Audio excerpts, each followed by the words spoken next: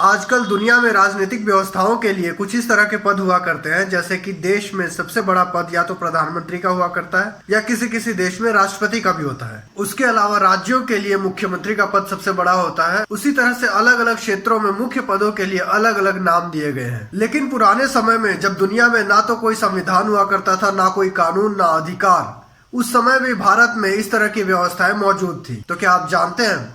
नहीं जानते? कोई बात नहीं, सच और सोच भाई बताएगा। तो आप सभी ये बात जानते हैं कि एक गांव का राजा यानी एक गांव को चलाने वाले को हमारे यहाँ सरपंच कहा जाता है। किसी किसी जगह पर 2 से 3 गांवों के लिए भी एक ही सरपंच होता है और ये व्यवस्था कई हजार सालों से चली आ रही है। हमारे पौराणिक ग्रंथों के अनुसार एक गाँव के राजा को सरपंच कहा जाता था, 10 गाँवों के राजा को नायक कहा जाता था और 100 गाँवों की शासन व्यवस्था को देखने वाले को सामंत कहा जाता था। और सामंत शब्द आपने सुना ही होगा। उसके बाद आगे बढ़ते हैं और 1000 गांवों की शासन व्यवस्था को जो संभालता था, असल में उसे ही राजा कहा जाता था। उसी तरह 10,000 गांवों के मालिक को महाराजा कहा जाता था और 1 लाख गांवों की हर तरह की शासन व्यवस्था को चलाने वाले को सम्राट कहा जाता था। और उसके बाद आखिरी चरण आता था 7 लाख गांवों की शासन व्यवस्था को चलाने वाला, और उसे कहा जाता था चक्रवर्ती सम्राट। तो कुछ इस तरह की शासन व्यवस्था थी हमारे पौराणिक काल में, और इसे बनाने वाला भी कोई चक्रवर्ती ही होगा। बाकी आप लोगों के हिसाब से क्या है सच सोच कमेंट्स में बताइए। और अगर वीडियो वॉच किया लेकिन फॉलो नहीं किया तो फिर क्या किया।